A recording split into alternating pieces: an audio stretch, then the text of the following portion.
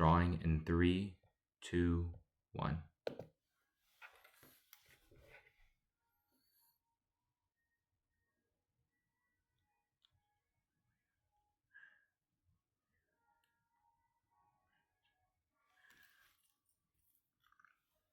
Fifteen seconds is up.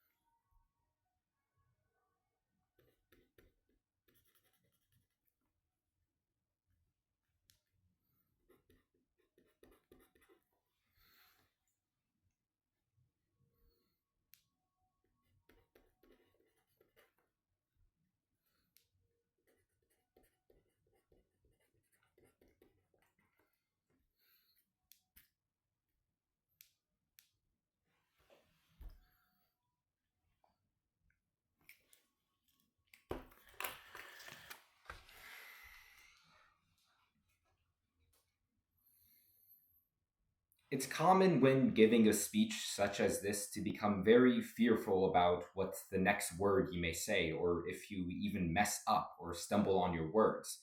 However, oftentimes in public speaking, you have to mold yourself.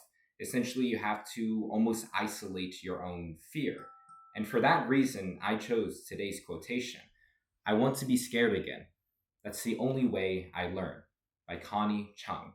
And we can agree with this quotation and interpret this as almost using fear as a way to provide more knowledge to yourself.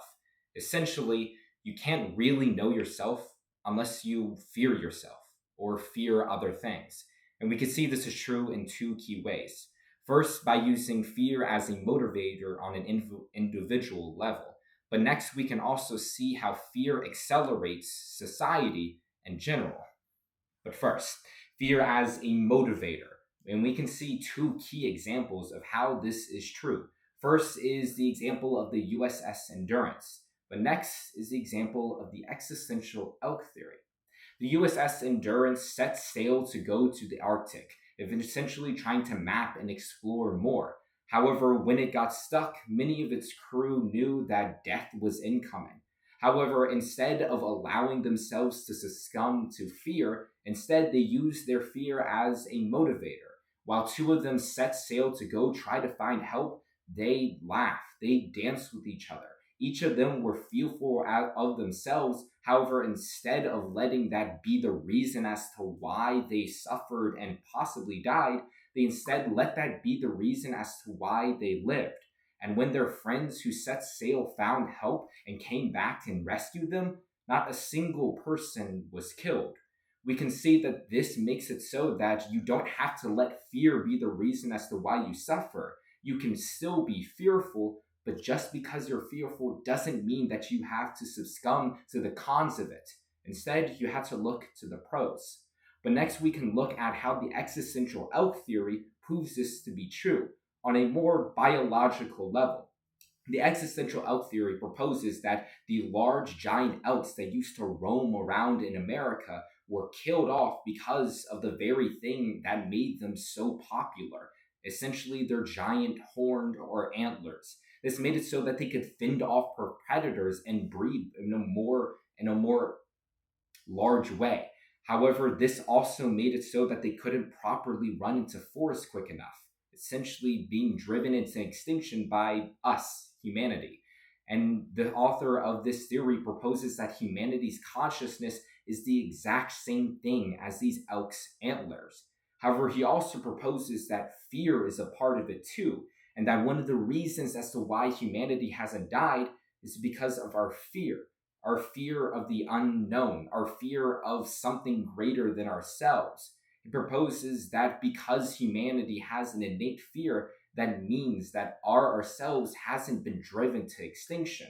Essentially, fear is the one restraint that's holding us back.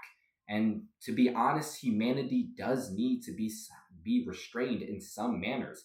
We can't just be constantly blasting off without any view or any reason as to why we shouldn't.